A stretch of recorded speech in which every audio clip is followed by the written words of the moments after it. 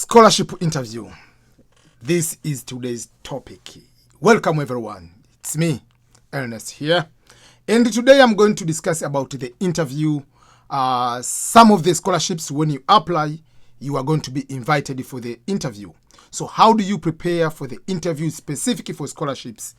There are certain things are a little bit different from job interview. Scholarship interview is a little bit different. There are certain things are more or less the same, but they are a little bit different. So let's go and start talking about interview. So you apply for the interview. Let's say you apply in England or US or Germany, whatever country you are applying, then you have been shortlisted for the interview. For instance, Fulbright scholarships, wherever you apply those kind of scholarships, you'll be shortlisted for the interview. Chevening scholarship for England, obviously you are supposed to be invited for the interview. So there are a couple of scholarships, they invite people for interview. Some of the scholarships, when you apply, they are not inviting you for the interview. They just analyze and they are going to view all your documents and make sure that they are going to make a decision basing on the documents you submitted. So I'll talk about those kind of scholarships where you don't appear on the physical interview, face-to-face interview, but you are supposed to submit certain documentation, things like a statement of purpose and all other things. Or sometimes they might give you some of the guided questions you have to answer, and then they'll make a decisions basing on those questions they have asked you to do. So, but in this case, you have been invited for the interview. So the interview can be in either two forms. The first form can be through phone call. So phone call can be Skype video, or just WebEx. Anyway, but it might be not face-to-face. It might be any form of electronic conference call, something like that. And if it's not that way, you might be called to the face-to-face interview. You appear into certain, maybe at the US Embassy, whether it is British Council, whether it is a certain neutral place. It can be anywhere, but you'll be invited for the interview. So I believe when you apply for that particular interview, you didn't just jump early in the morning from the bed and just go to apply. You had to read that kind of interview. What do they offer? What do they cover? The philosophy behind that one, objective of that kind of scholarship. So the first thing, you have to go back and read about the history of that scholarship, the objective of that scholarship, why that government or that institution provided that kind of scholarship to international students. Remember, they don't just give to you because you are poor or something. There are some of the reasons as to why they offer that kind of scholarship. So you have to go to read that one, because in one way or another, they might ask a question, or they might ask any other question, but you, to show that you are very much prepared, you have to know certain particular details or statistics about that kind of scholarship. So you have to do your digging, learning more about the objective, the philosophy, the history behind the background of that particular scholarship, how many people usually do, when they come back, whatever, just to know the basics of the scholarship. After that, you have to go back to read specific requirements of that particular scholarship. I can give the example. We used to have the scholarship called the quota scheme scholarship for Norway, but I think this is it was cancelled like 4 years ago. The reason of cancelling is because it has been, they say they don't have enough money. They have been favoring or offering the scholarship for over a long time. And the quota scheme was a scholarship for Norway. So one of the requirements for that kind of scholarship was, if you go to study in Norway, you are studying, it is a scholarship. If you finish the studies, you go back to your home country, it is a scholarship. But if you decide to stay in Norway, that scholarship is going to be converted. It's going to be turned to become a loan. So if you go to that particular country and your aim is to stay in that country after your studies, remember, all the money they paid to you, it is going to be a loan. That is one of the requirements of quota scheme. So you have to read the instruction and the requirements before you jump into. If you are going to apply for Fulbright scholarship, any Fulbright scholarship, you get the visa is called J1 visa, or rather is called the exchange visitor visa. And that kind of visa, it has one, when they put the stamp on the US visa, J1 visa, it will write section 212 subsection E on bracket subsection E does apply. If you go to the Google search and write section 212 subsection E does apply, it means you are required to go back to your home country for 2 years before you come back to America to get either H1 visa, which is working visa, or green card, or to become a citizen. But you can come back as a student, as a tourist. So you have to know the requirements before you just jump and see if those kind of requirements you are able to meet them. Because they might ask a certain kind of question in the interview and you might be surprised and you are going to be in so much trouble. And another thing which I have to go to give you some of the disclaimer, or just something you have to bear in mind is, as I mentioned before, they are not giving you this scholarship because you are poor. Remember, Maria Obama, the daughter of Obama, is at Harvard and is under scholarship. Was not given the scholarship because it's the daughter of the president. No. Or you are supposed to be poor to be given the scholarship. You need to have a certain kind of score. You need to have volunteering work experience. You need to show the leadership. There are so many things you have to put into it in order to be invited for the interview, and you make sure that you are going to win that interview. So for that case, usually I tell people, scholarship interview or scholarship application is not a therapy session. So don't go there assuming you are in the therapy, you are talking to a therapist. Don't start explaining your personal problems, thinking someone will feel sorry for you. Someone will have a sympathy for you. I've seen some people, they are writing in their statement of purpose. Someone is writing to me, Ernest, I'm applying for this scholarship. This is my statement of purpose. Oh, it's just like, I'm orphan. But someone who is saying he's orphan is 35 years old. He's 35 years old. He has a wife. He has 2 kids. Who told you after being 18 and above you were orphan? Who told you that? Even if you don't have father and mother, but you are 35 years old. So don't come here with the thinking that people will feel sorry for you, have a sympathy for you. Remember, we are in a capitalist world, my friend. And the capitalist world is just typical competition. Survival of the fittest. You have to compete. There is no sorry. There is no sympathy for that. And that's what I'm trying to make sure that people all the time, they are going to be competitive. And this is one of the effects of many people in African government, how they operate. When you go for higher learning institution or higher learning education in most of developing countries, especially in Africa, usually the government is providing student loans. But the problem is, the government, they are going to provide a student loan, but the requirement is not about if this person has a good grades, rather how poor this person is. So person has to show the financial statement of the parents. Are you giving loan to a parent or you are giving loan to me? Because my parent is not the one who is going to pay back. So people are getting punished because you studied in private school. People are punished because you studied English medium school. People are punished because they have good income from their families. So people have to express how poor they are, that I'm orphan, but the guy saying he's orphan is 23 years old. He has to explain, like, I went to this public school in the village. I was walking maybe 10 kilometers going to school. You have to explain the problems in order for someone to feel sorry for you to be given a student loan. That doesn't apply in Western culture. The son of Snoop Dogg, who is a millionaire, had a basketball scholarship.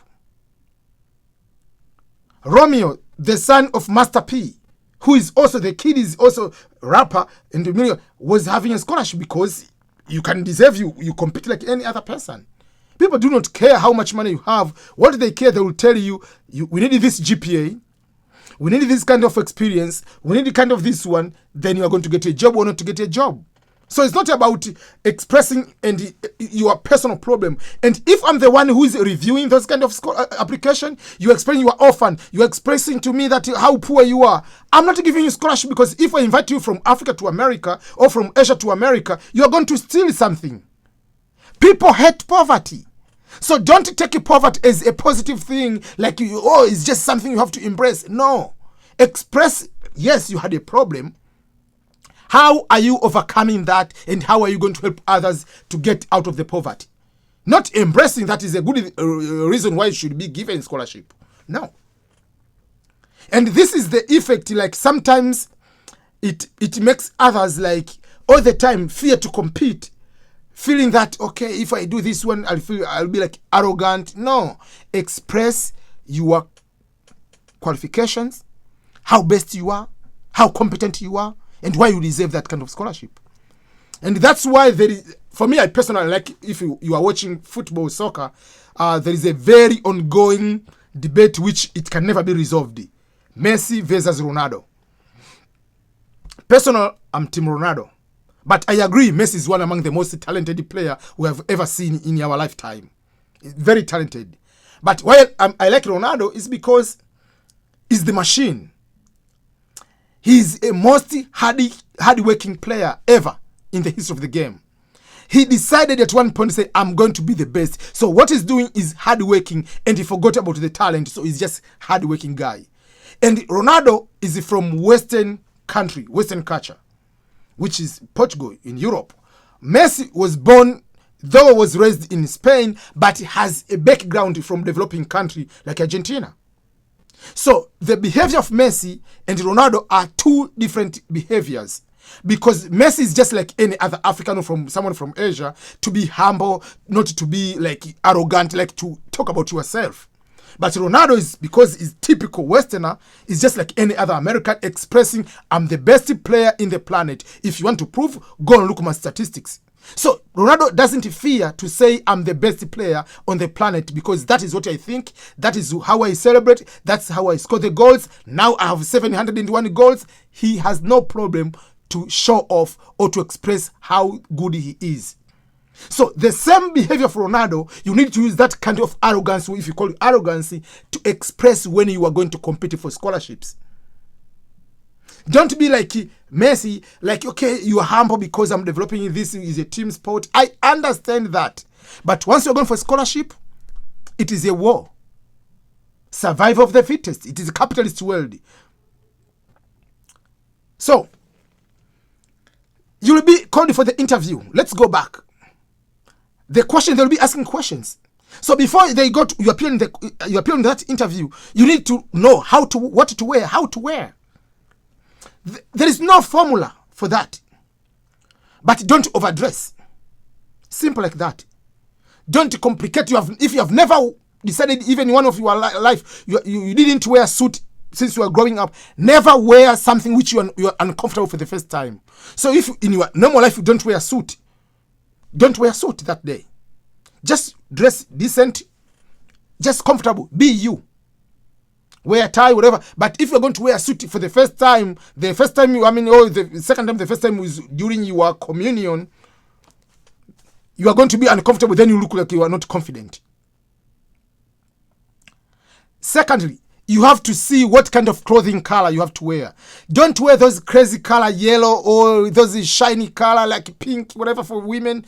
Wear something which is just like normal, like gray, dark blue, black. There are certain clothing you have to wear, not like you are going to be flashy. No. Don't put too much perfume, because someone might be allergic to that, or someone doesn't like that kind of perfume, the smell, whatever it is. And then someone can be upset. So just go normal. Then you're going for the interview.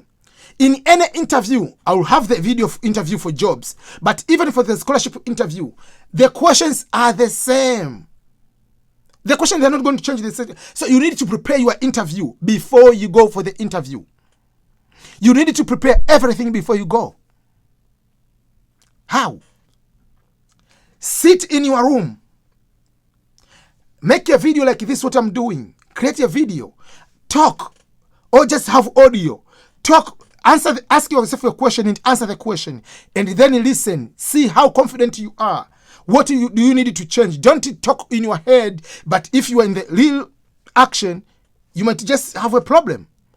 So the questions are the same. Wherever you go, they'll ask you, introduce yourself. before they start any kind of question. So, obviously, you need to prepare what we call the elevator speech.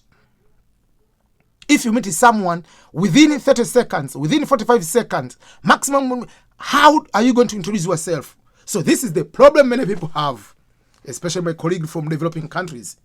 I was there. You find someone is going to talk about their personal problems. Someone is looking for the sympathy, is looking for someone to feel sorry for them.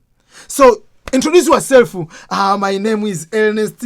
I'm married. I have 3 kids. Their names are blah, blah, blah, blah. I'm from 13 children. I'm number 11. I grew up in the small village. I went to this school. No, people don't care about those stuff. So if you have 3 kids, how does that relate for your scholarship? How does that relate for you being born in village? So those are the things you need to avoid. Introduce yourself. Your education, high level summary. My name, I'm so and so, graduate of University of San Diego, specializing masters in conflict resolution, blah, blah, blah, blah. Bachelor in this one from this school, specializing major in this one. I have 18 years of experience or 10 years of experience on this area and this area and this area and this area and this area.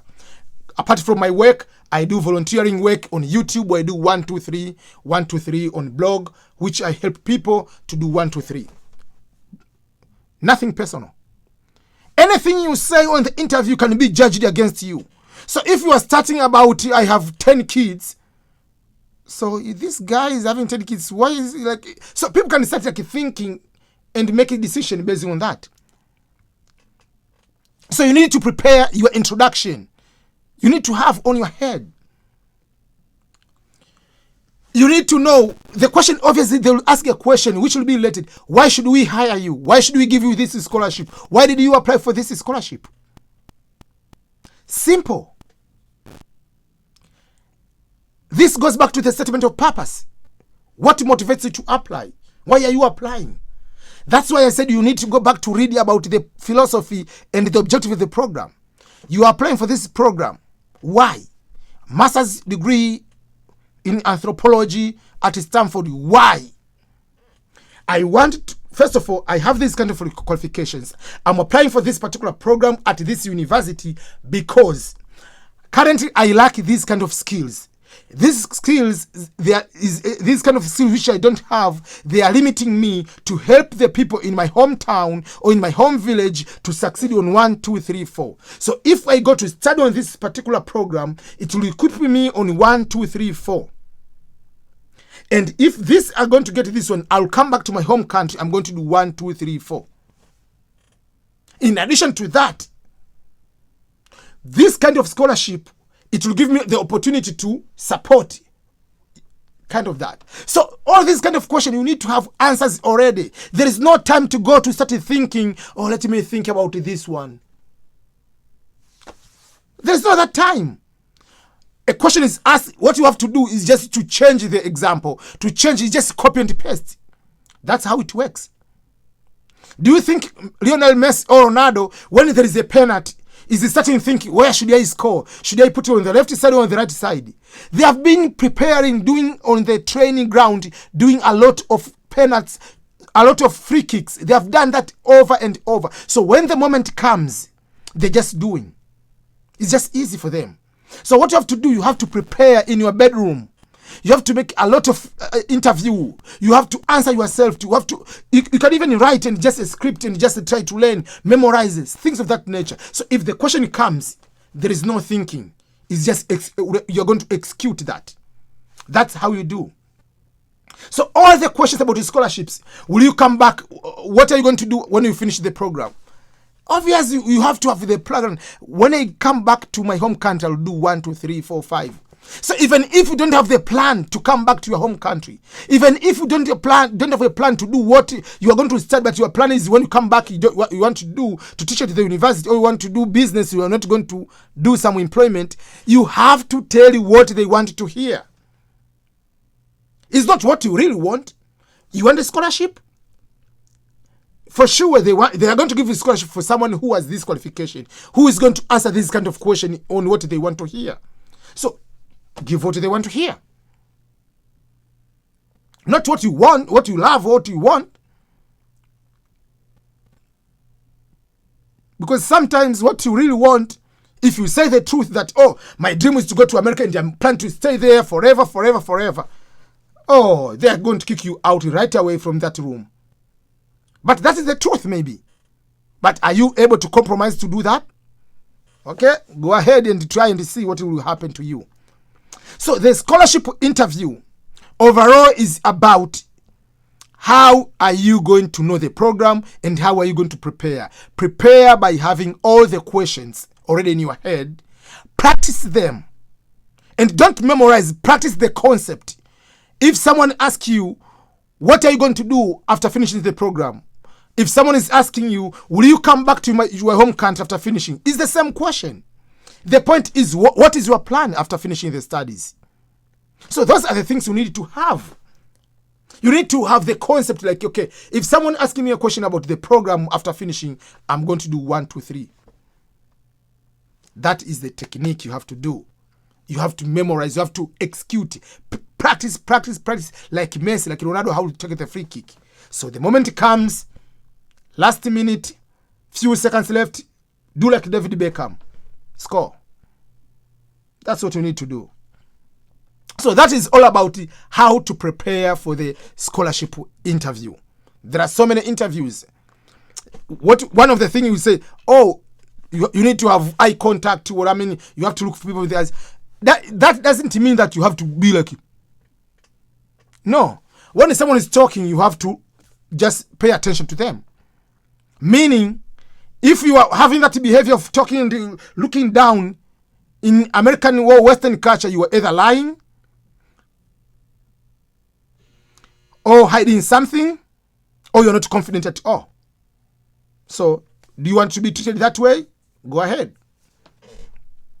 So, you have to know everything before you go for the interview and make sure that you are going to practice. You are going to make sure that you are going to do the interview very well. So, thank you so much, everyone, and all the best in the scholarship interview.